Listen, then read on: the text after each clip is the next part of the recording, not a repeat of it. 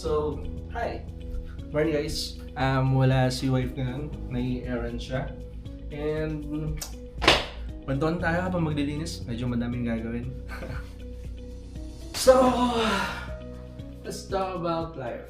So, pwede ko na-share yung paano ako lumaki and ano yung ginagawa namin before. So, lilinis din ako. Start with the kitchen. Bye! And welcome! Maghugas lang ako ng pinggan, then siguro habang hugas ako, let's talk about it. And yeah, hi, my name is Neil, and I'm 30 years old. Currently working here at Bulacan. Kakalipat ko lang actually last year, and kakasali ko lang din kasi. So, ayun, how's life? Life is good. Kakalipat ko lang din ng house. Kasi nakaboard na ako. And eto, okay naman yung in transition. Medyo nakakapanibago. And ayun, so sino ba si Neil? So, growing up, medyo strict family. Christian na ako growing up. And start yung church sa may bahay ng kapatid ng lolo ko. So, maliit pa ako. Ano yung religion ko, yun ako lang yun ko. So, yung parents ko. And, yeah. Back then, konti lang din kami kids nun. So, if may ganap like sa church or sa ano, ayun, puro laro lang kami. Kasi yung church that time, puro toys. And every time parang bored kami sa bahay or wala kang ginagawa, pala over the background lang yun, makakalipat kagad ako dun sa kabilang kabilang. And yung makakalaro din ako that time. So yun, growing up yun, may mga friends din, magugulo din, mga ka-age ko. And ayun, okay naman yung part na yun. Kaso, umalis kami around grade 2 or grade 3. Umuwi si tita from abroad. Then, na-introduce niya yung church na yung nila doon. So, merong branch here in Bulacan, malapit sa LTO. It's CRM. And medyo tumagal kami doon. I forget ko lang years, but it was grade 3 until high school eh. So yun, I mean, most of my life, or most of my Christian life is revolving doon. So, dami doon mga cool na kuya, sweet na ate. So, talagang growing up, nilook, you look up on someone na ganito, ganyan, bait, laging nakangiti, laging nakabati, yan. So, mga friends ko that time, mga tahimik. So, nahawa din ako, tahimik ako doon. If hindi ka naniniwala, siguro you can ask those people. Kaso most often kasi nag-migrate na. And hindi na ako ganong nakakontakt sa kanila. Siguro, minsan lang kapag may available na lakad or may activity or may online activity doon. Nakapag-PM lang din through Facebook. And doon, madami ako natutunan. Doon ako nag-grow as a Christian, knowledge-wise. Kasi Bible study ba, medyo competitive. Talagang napaka-good na competition doon. Though hindi naman tagay-dingan yun sa church, but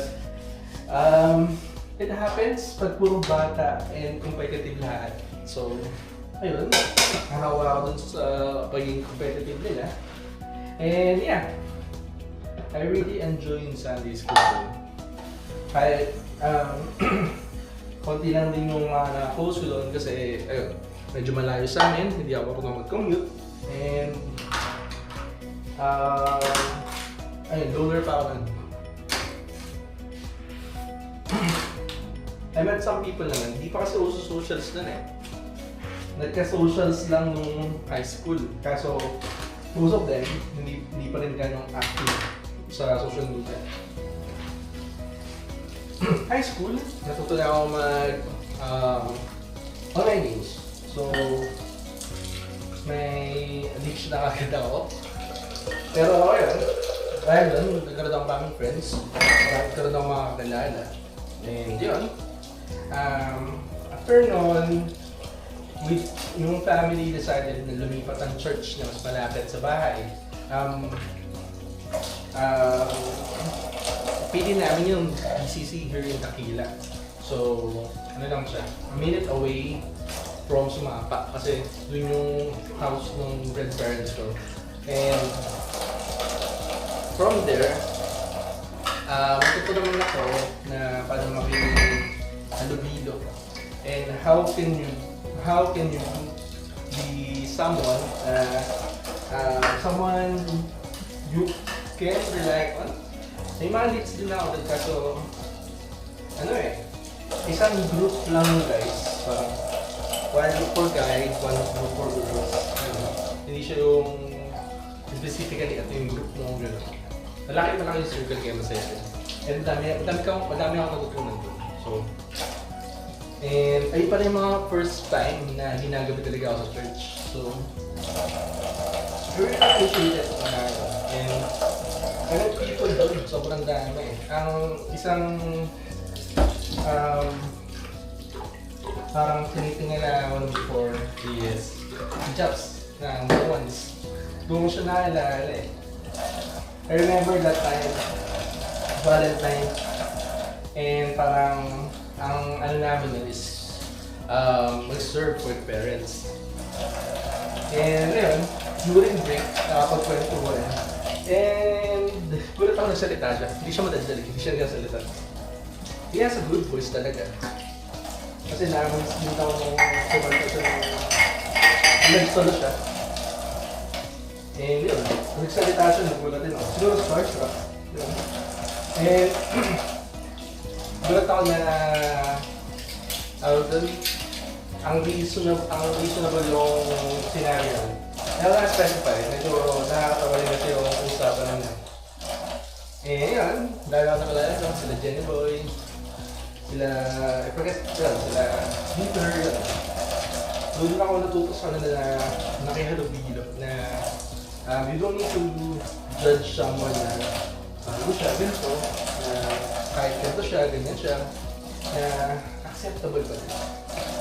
So, ayun, medyo kasi growing up parang pag hindi Christian, ang hirap pakasamahan eh. Pag bago, parang questionable yung intent. Parang you have doubts with people na hindi naman dapat. So, ayun, nawala sa akin. And then yan, after a year, we decided na bumalik dun sa original church. And dami na bago, kumanda namin, natin namin. Doon ko na-meet ulit yung wife ko, pagbalik. So, yun. Medyo tumagal din ako doon, hanggang mag-graduate ng high school. Tapos, nagkaroon ng invite here at CCF. Then, ayun, nag-decide na yung family na dito mag-stay. So, after nun, I decided na nakakapagod pala sa church. Parang hindi ko kaya yung ganong activity.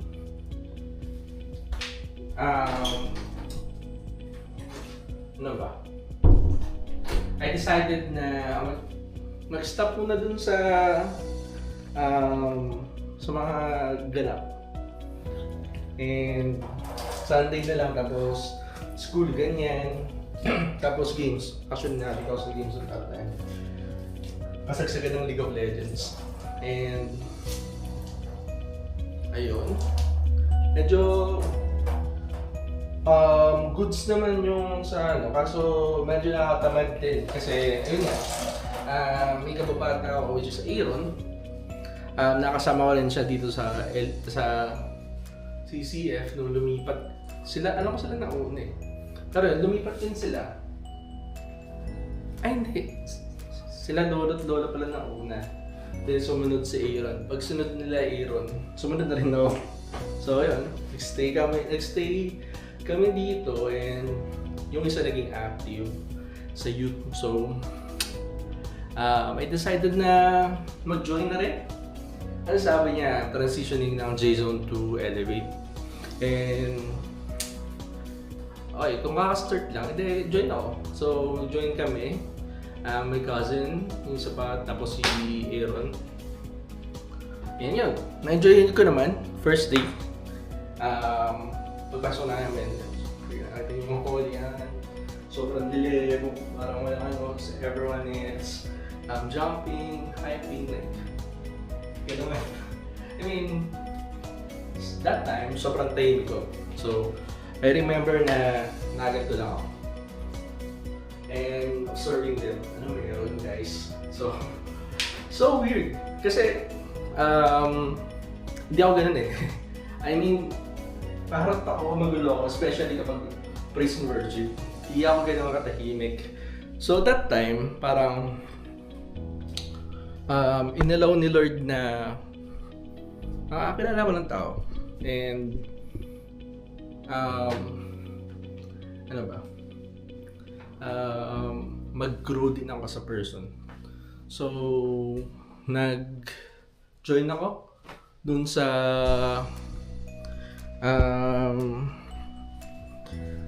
activity na yun. I mean, tatayo lang naman ako. Mag-worship lang din naman. And then, yun. Wala din naman ganong ganap.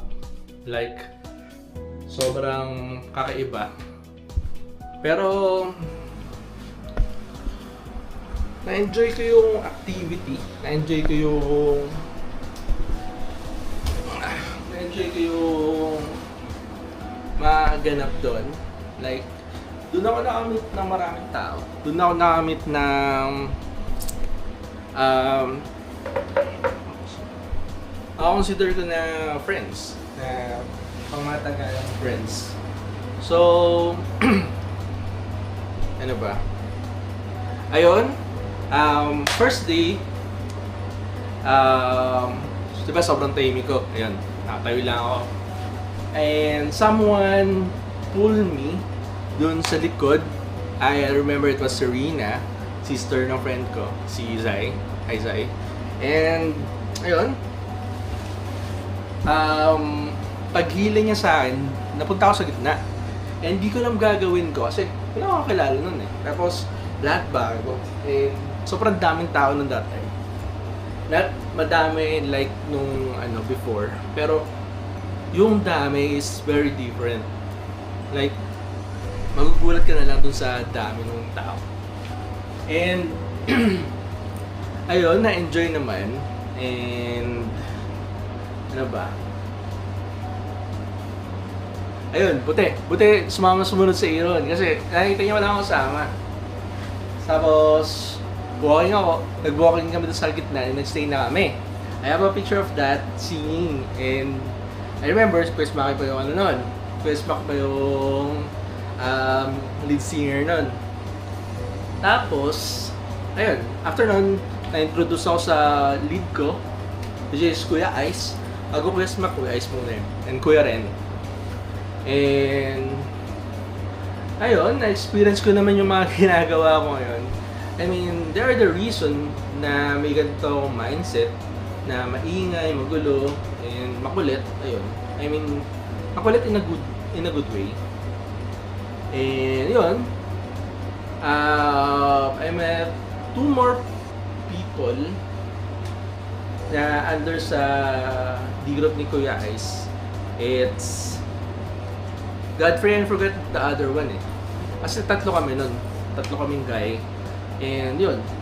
Pero I'm not used to that environment. I'm not used to that situation. So, I decided na wag na. I mean, mas enjoy mag-computer eh. Tapos, mga friends ko online, laging online eh. So, wala akong time umattend. And, ayun, hindi naman nilaw ni Lord na magstay ako ng gano'n. So, I'm not sure yung conviction ni Kuya is, alimutan ko tanongin, bakit niya ako pinukulit every time na mag-elevate. So, ano yun eh, lumipat na kami dun na around 2009, 2010, tapos ilang years din bago mag-start yung elevate, 2013. And, ayun, parang first time someone had an interest sa akin na maguguro ako, ganyan. And yun, kinulit-kulit niya ako. Nakamusta-musta niya, kamusta work, kamusta school, kamusta test, kasi di ko lang pa nalaman na may exam kami. So, minsan nakakulitan ako, and at some point, bumigay na rin na umattend. And na-enjoy ko siya. I mean, I really thank Kuya Ice. Kung hindi niya siguro ako kinalit nun, baka wala din ako church. Though nandun ako, pero hindi ako ganun ka-active. Hindi ko alam kung kanino ako group ang pupunta. And yun, pagbalik ko, kasi ilang months din yung lumipas nun. Minsan kasi kumatin ako pero di ako nagpapakita. So, that's one of my skills. Stealth. Nagtatago. Hindi yun. Pagbalik ko, iba na yung group niya. Nawala na yung mga kabatch ko. Pero, ano pa rin naman, mga bata, mga from next gen pa. Sobrang bata pa nila, around 9, 10, ganun. Kasi sila yung mga bata na ayaw pumunta ng next gen. Na gusto nila youth ka agad, ganun. Kasi masaya dito, magulo, yan. And that time, yung close sa age ko lang is EJ. Which is, hinandle din ni Kuya. I forgot kung when niya nakuha si EJ. Pero yun, moving forward, natanggap si Kuya ay sa Makati, and sabi niya mag-stay siya doon for a while, and naging permanent. And sabi niya, na-train naman kami. Ayun nga talaga yung ano niya, yung ginawa niya. Tinrain niya kami ni EJ para mag-handle. And EJ decided na humiwalay na ng group kasi gusto niya mag-start ng sarili. So, naiwan ako sa mga bata. Madami sila eh, around 10 plus. Tapos dumami pa lalo nung na-handle ko. Kasi magugulo kami, makukulit. And ayun, I really enjoy naman. Kahit pasaway yun, kahit magulo. Na-labelan nga kami pinapasaway na D-group eh. Kasi, ayun. And masaya rin kasi gusto ko talaga magkaroon ng brother. Gusto ko magkaroon ng kapatid na lalaki na makulit. Kasi mga pinsan ko, sobrang tahimik nun. Sobrang matured, sobrang, even my sisters, sobrang self-sustained, ganun. Eh, ako, parang, di ako ganun ka-focus like them. And natuwa lang ako dahil may makakaugali ako ng mga bata doon. So, na-amaze ako. Sabi ko, ito pala may mga kapatid na makukulit. Kawawa siguro parents ko pag puro ganito kakukulit yung So, yun, kinakabahan ako pag nagkaanak na ako. Joke lang. Ayun. Pero, nakakatawa. Whenever I reminisce yung days na yun na kasama sila. And yun, minsan sobrang sweet pa nun. Like, may pupuntahan, may pasalubong sa'yo, like, kuya. And yun, up until now, back then it was, 2014, yeah. 2013 kami nag-meet, 2014, umalis si Kuya Ice, nagkaroon ng work. And yun. And after naman nun, wala si Kuya Ice sa CCF Manolo, lumipat siya ng Manila. Na-invite ako ng barkada ko, which is Mans. I met him sa prison worship din. Tapos, after kasi ng prison worship, nag-catch up kami sa likod. And gulat ako na, ayun, na medyo nag-click kahit sobrang opposite namin. Ito, sobrang ingay, sobrang gulo. Pero yun, sobrang collective, sobrang tahimik. Talagang kahit magsalita ako ng magsalita, walang pake yun. And, ayun, and I enjoy naman yun, yung company niya.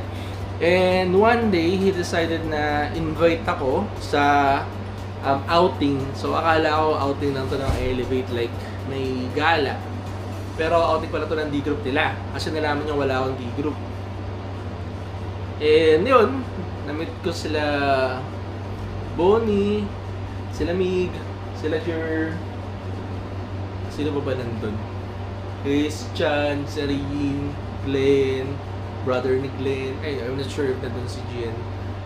I forget kung sino yung mga kasama. Pero ang dami kami noon.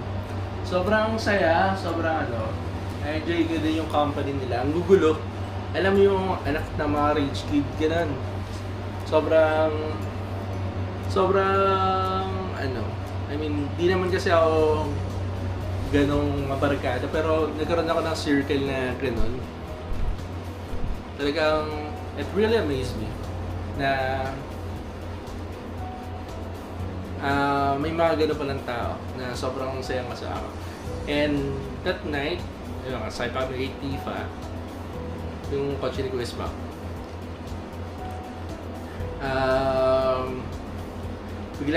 biglang kinausap ni Kuya Smack kapag nag-try siya. Nia, how are you? Ganyan-ganyan. How was school? How was family?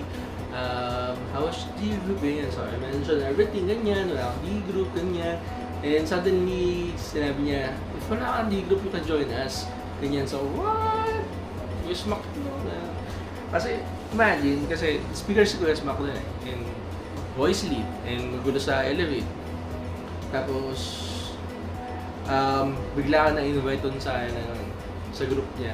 So, it really amazed me na naging part ako ng group na yun.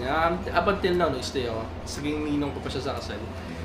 And yan, nawala din kasi sila, yung mga ka-D-group ko, nag-aalisan. And naging busy in life, kinasal. And yun, after nun, mga handles ko naman, college, nagka-work, naging busy in life, karoon ng pandemic, yung iba nagka-family, yung iba na nag-start na rin, iba kinasal na, and yung iba graduating. So, 2025, ang daming ganap sa ministry. Pa-resign ako dun sa previous work sa Mandaluyong. Parang ang dami ko kasi need i-cover, and nag-propose ako na 2024. So, naiipit ako, nape-pressure ako, but di naman inalaw ni Lord na maguluhan ako ng ganun. Pero at least, I think He allowed me na mag-step back muna and huminga. And yun, stop ako sa ministries. D-group lang hindi, and Sunday. So, against si Kuya actually, kasi ayun nga, I have this mindset na kapag ayoko, or if hindi naman ako hindi ako tutulong or hindi ako gagalaw. So, free ako. So, wala na akong pwedeng gawin. So, wala akong gagawin talaga. But then, hindi na lang ni Lord yung plano ko. So, he decided na makakilala ko ng tao. Back in November, October, forget that month. But I think it's November. Yeah, it's November kasi may ganap nun and may pinag-usapan ako nila kuya. Then bumalik ako ng church nun. And I met Jojo. First time niya dun sa Big. And nakatuwa naman kasi tinatak talaga ako ni Joyce na Neil, kailangan namin here. Ang daming first timer na walang kausap. Baka you have time para to check on them, kamustahin lang, and para may kausap rin naman sila. So, I decided na, yeah, sige, try natin. I mean, kausap lang di ako mag-lead ka ako yun. Tapos, sige yun. And ako endorse natin sa iba. So, ayun, I mean, sorry Joe, ayun yung usapan. Pero, alam naman, aware naman sinabi sa kanya. So, ayun, nakausap ko si Joe, inas niya, sino yung lead, sabi ko, if you want lead, meron tayong mga leaders dito. We have Kuya Jumps, we have this and this, Kuya Aaron. I mean, nagbenta, no? Pero, they ask na, ako daw ba pwede mag-lead? Sabi ko, mag-lead, kaso, right now I'm not ready and I'm not prepared. Parang, yung heart ko wala pa. And, baka daw someday ganun or by next year, di pa naman daw siya ready mag-join ng group. Sabi ko, gusto ko naman ka ako. And we can be still friends. And yun, coffee ka ako sometimes, ganun. And the next start, nag-coffee kami sa sa may Cabanas, I forgot the name, Bose Coffee, sa Bose Coffee. Ayun naman coffee shop to na medyo maluwag. Tapos pwede mag-usap na matagal. So, ayun, nag-start kami doon sa Bose Coffee. And, yun, medyo na-convict na ako na kailangan na talaga. Ito, mag-lead na talaga ulit. Kahit pasaway ako. Ang dami din kasi nangyari na parang nag-hold back sa akin na mag-lead ba ako? Kasi ito na nangyari. I mean, growing up, sobrang linis ko, sobrang bait ko, sobrang wala akong bisyo, ganyan. Pero kasi, bago ako umalis dun sa Mandaluyong, natuto ako minom. Tapos pagdating here sa Nestle, I have friends na umiinom. So, occasionally umiinom ako. Hindi naman ako yung sobrang alcoholic na tao. Pag may events lang, siguro a year, masabi natin twice or thrice. Ayun, akainom ako ganun. Pero yung inom na every week, hindi ko kaya. I mean, mabigat sa katawan eh. Pero, ayun, so nag-guilty na ako sa part na yun. Na pabalik pa ba ako. Pero, I mean, nag-transparent din naman ako sa kanila na ganito yung nangyayari sa akin. And they still accept me and they still respect. Lahat naman daw kasi dadaan sa ganun. So, ayun, I mean, good naman yung testimony ko. Malinis pa din naman. Wala pa naman nangyayaring though ay naging drunkard ako for sometimes. And, ayun, hindi ko naman maitatago na yun. Kasi may mga pictures na. So, yun. He still allows me na mag-lead ng group, which is I really appreciate. Kasi by December, I met Aaron naman na mag-isa dun sa Sunday service. So, I talked to him na ganito, ganyan. And nakapag-catch up. Tapos nalaman ko graphic designer siya. Sabi ko, if you have time, let's talk sometimes over coffee, ganito. I have designs in mind kasi hindi ko lang kung paano simulan ka. Okay. I mean, gusto lang matuto syempre. Expand yung knowledge ko about graphic designs. So yun, we decided din mag-coffee. Alam mo yung mga tactics ng mga leads ngayon. If they ask coffee, i-invite ka sa D group. So yun, nakapag-coffee kami sa Pahingalay. Nakapag-uusap, ganyan. And suddenly na-invite ko siya to join yung D group. Which is, yeah.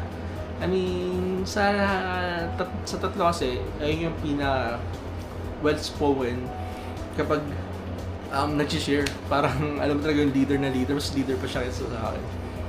So, ramdam ko na gagamitin siya ni Lord yung D-group para mas mag-grow pa. And matutunan ako syempre. I mean, kailangan ko rin maging matured at some point eh. And yun, after wedding, Tita Aki, binigyan ako ng card, which is ayun yung first time regard na nagsisik ng group. So, it was Bri. And kinonta ko siya ganun. Sabi ko, sinabi ko sila Jojo and Aaron na, Aaron, may dadagdag tayo. May binigay sa akin si Tita Aki na ganito, ganyan. Pero don't worry, matcha lover din kasi in-stock na namin sa Facebook. And yun, so we decided na not mag-coffee, but to jog. Kasi nalaman ko nag-jogging siya sa mulo. Tara, let's tambay sa convention. Kaso ayun, over coffee rin na naman. And nag-coffee kami. And doon na rin nakapag-usap. Tapos invite ko na rin sa group. And eto, ngayon tatlo na kami. And anong nangyayari sa dati group? Eto, still reaching out. And natatuwa rin mo kasi they still recognize yung pagiging kuya ko sa kanila. And if kailangan nila kausap, ayun, kumokontak naman nakakausap ko. And eto, reaching out to them. na baka mag-join na yun. And ayun, nakapag-usap naman kami. Masaya. And nakakatuwa na ganito yung nangyayari. And unti-unti bumabalik sila yun. So, nakapag-catch up kami, nakapag-kamustahan. Before, puro nililigawan kasi. One time lang ako nag-girlfriend eh. So, sila yung marami. So, mga nililigawan na ganon, yung schools, games, yun. Pero ang topic namin about life na. Paano mag-start ng family, paano mag-gano ng business, paano mag-gano ng work. So, nakaka-amaze kung saan kami nag-start. And, ayun. I pray na mag-grow pa tong group na to. Na, based dun sa gusto ni Lord. And I really appreciate Quiz Mac kasi up until now, still looking sa akin kahit sobrang pasaway ko. Ayun nga kasi siguro kasi pasaway ko kaya lagi akong Pero yun, sobrang saya din naman. Kasi yung sa pag-alis ko sa ministries, I met people na nagugulat ako na hindi sila Christian. Though naging Christian sila before. Pero I learn a lot from them. Na hindi ko na-expect na I rely so much sa mga tao na yun. Na at some point, naging transparent din ako sa nila kung paano, ano nangyari in life, ganyan. Not to rant out, but to understand same situation ba, ganun.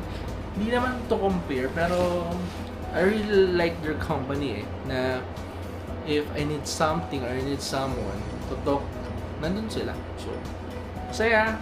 And I'm really grateful na na-meet ko sila.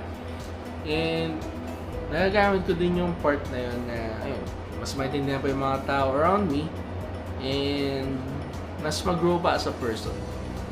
Ano ba ito? Ano pa ba?